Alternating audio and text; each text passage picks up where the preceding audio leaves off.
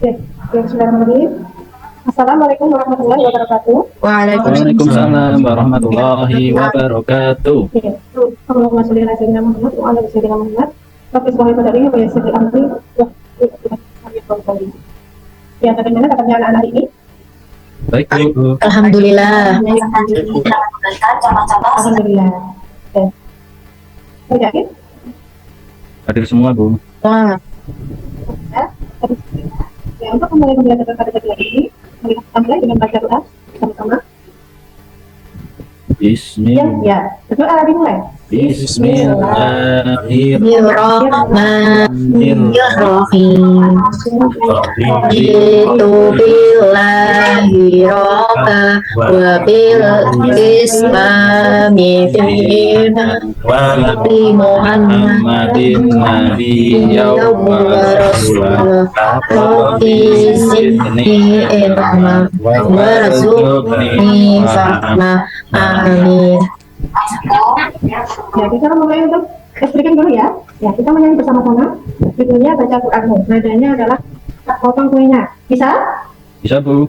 Bisa semua? Ya. Bisa, Bu. Ya, 1, 2, 3. Baca Quran. Baca Quran. Kaji Quran sekarang juga. Sekarang juga Hati Anak-anakku. Ya, kemarin pada pertemuan yang lalu kita belajar apa? Ada yang ingat? Halo? Tidak? Ya. Ada yang ingat? Kemarin belajar apa? lupa, Bu. Kemarin belajar tentang keteladanan Nabi Muhammad ya. Nah, sekarang kita akan belajar tentang asyiknya belajar tentang surat Al-Alaq ya. Nah, apakah kalian pernah membaca Al-Quran? Pernah. Ya, surat apa yang pertama kali dikirimkan oleh Allah kepada Nabi Muhammad? Surat Al-Alaq. Al-Alaq, Bu. Ya. Oke. Tujuan pembelajaran kali ini kita akan menjelaskan pesan pokok surah Al-Alaq ayat 1 sampai 5. Dan yang kedua adalah mencari hukum bacaan Al-Quran Kubro dan Al-Quran Kubro pada surah Al-Alaq ayat 1 sampai 5. Nah, nanti kita lihat bagaimana apa yang dapat kalian lihat pada gambar ini. Rumah Rasul. Ayo. Peristiwa Nuzulul Nuzulul apa? Ya, Nuzulul Quran. Nuzulul Quran itu apa?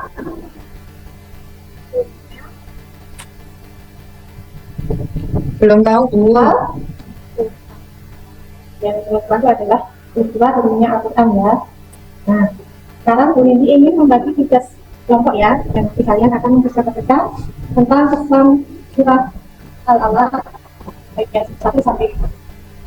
Kita akan bagi kelompok. Kelompok yang pertama yaitu Mas Reza, Mbak Novita, Mbak Fati, Mbak Noviana, Mbak Etusia, dan kelompok kedua Mas Nasi, Mbak Etusia, Mbak Fati. Kelompok apa? Kelompok 1. Kelompok 1, silakan Mbak Fati. Ya, teman-teman, saya mewakili dari kelompok 1 akan membacakan hasil diskusi.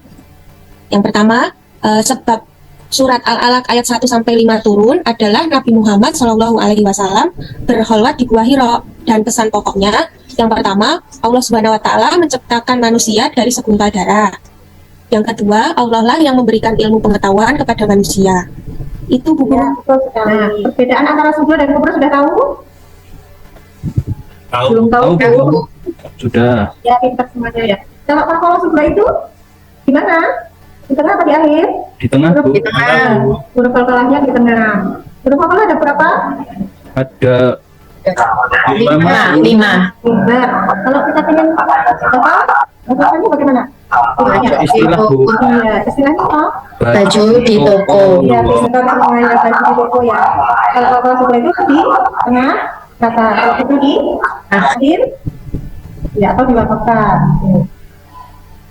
Selanjutnya, kita akan beri pertanyaan nih. Siap-siap ya. Pertanyaan nomor 1. Apa arti surah Al-Alaq, Mbak Nomita? Artinya segumpal darah, Bu. Iya, betul. Pertanyaan yang kedua, Al-Alaq adalah surah keberapa dalam Al-Quran? Mbak Mariana? Surat ke-96, Bu. Betul. Pertanyaan yang ketiga. Surat termasuk golongan surah apa dan surah Allah? Apa Mbak Ika? Yang ketiga. Makiyah, Bu. Tidak. Kenapa Makiyah? Karena turunnya di Mekah. Yang keempat, surah Al-A'raf ayat 1 sampai 5 tentang apa Mbak Nanda? Menuntut ilmu, Bu. Betul enggak? Iya, betul sekali. Ya. Pertanyaan nomor 5. Nuzulul Quran adalah malam apa Mbak Ati? Akhir ayat. Ya, betul sekali. Soleh. Yang terakhir nomor 10 ya. Apa kunci utama menuntut ilmu? Mbak Nuli? Gemar membaca, Bu. Iya, suka membaca. Kalian semua suka membaca? Luka, Suka, Bu. Nah, ya, baca apa? Manga. Ya, jadi pesan pokok surat Al-Alaq itu ya adalah ayat 1-5 itu kita diperintahkan untuk membaca. Ya, membaca adalah sumber pengetahuan ya. Ini kesimpulannya. Mari kita simpulkan sama-sama. Al-Alaq adalah surah yang ke-96 dalam Al-Quran. Dan surah ini termasuk surah Makiyah karena diturunkan di Mekah. Nah, maka surah Al-Alaq diambil dari ayat kedua. Al-Alaq artinya segumpal darah. Surah ini dinamai juga dengan Iqra atau Al-Qalaq. Al-Alaq ayat 1-5 adalah wahyu pertama yang diberikan oleh Allah melalui malaikat Jibril kepada Nabi Muhammad pada usia 40 tahun. Peristiwa turunnya ayat pertama ini sebagai awal resminya Nabi Muhammad diangkat menjadi Nabi dan Rasul oleh Allah. Ayat ini turut bertepatan pada malam 17 Ramadan. Oleh karena itu, setiap tanggal 17 Ramadan kita peringati sebagai Al-Quran. Ayat 1-5 menjelaskan tentang perintah untuk membaca. Suatu perintah memberikan wajib hukumnya untuk dilaksanakan. Perintah membaca berarti perintah untuk belajar dan menuntut ilmu. Ilmu akan mudah didapat dengan membaca, baik membaca ayat Allah yang tertulis maupun yang tidak tertulis, yaitu alam semesta. Nah, ini mari kita bersama-sama membaca surat Al-Alaq ya. Bisa? Bisa, Bu. Halo? Bu. Ya, anak-anak silakan berdiri ya. Ya. Ya, Bu. Bismillah. Bismillahirrahmanirrahim. Bismillahirrahmanirrahim. Ya, berdiri dulu ya. Ya. Bismi rabbikal ladzi khalaq. Iqra bismi rabbikal ladzi khalaq. Nangin alaq. Khalaqal Insana min alaq. Iqra wa rabbikal akram. Iqra wa rabbukal akram. Alladzi 'allama bil qalam. Alladzi 'allama bil qalam. Allamal insana ma lam ya'lam.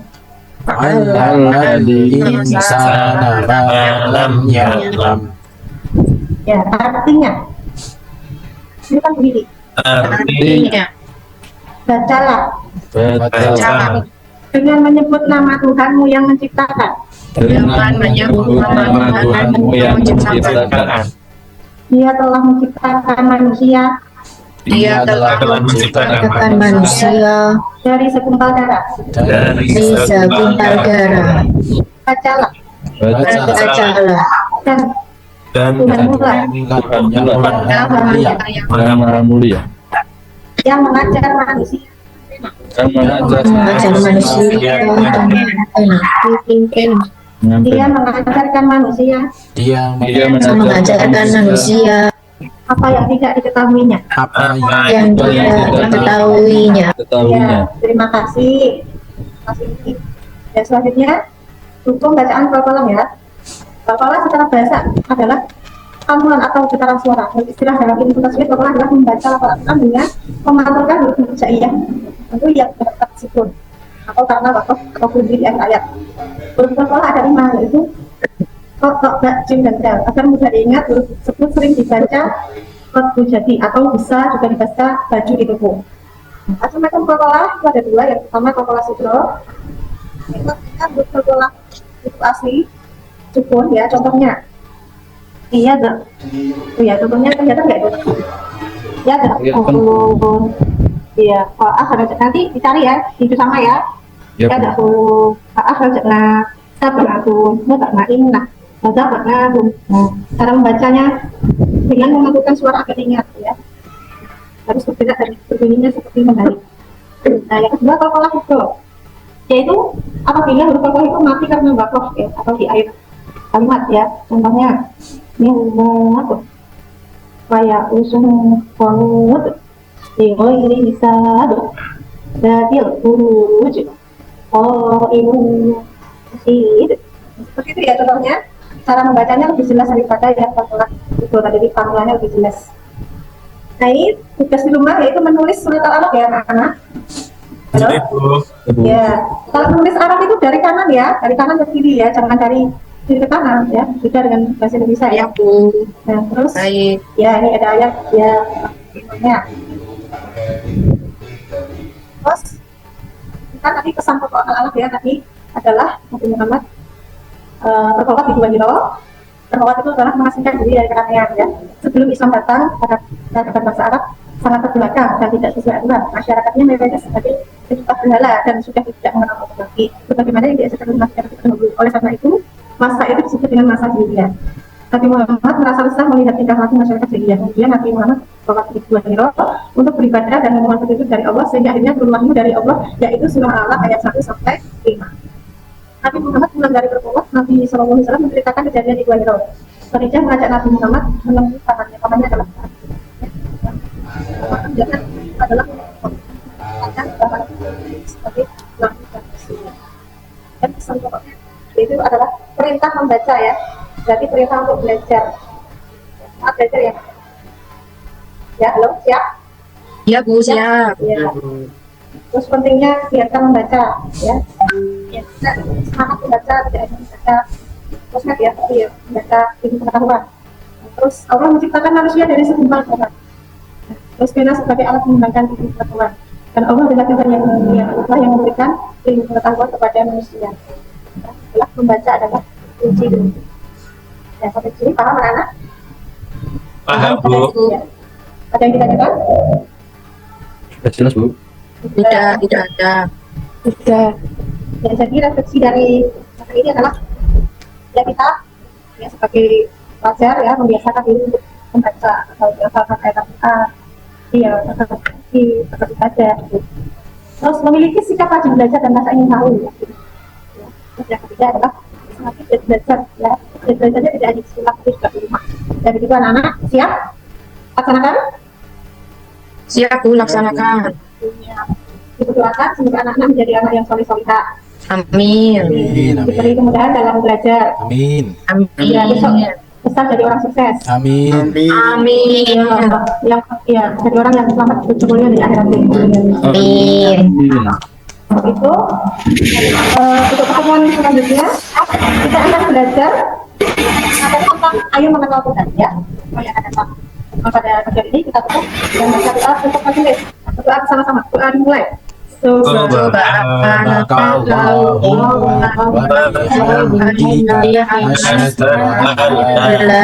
ilaha illa anta astaghfiruka wa atubu ilaik. Terima maaf. Akhir kalam. Assalamualaikum warahmatullahi wabarakatuh. Waalaikumsalam warahmatullahi wabarakatuh. Wabarakatuh.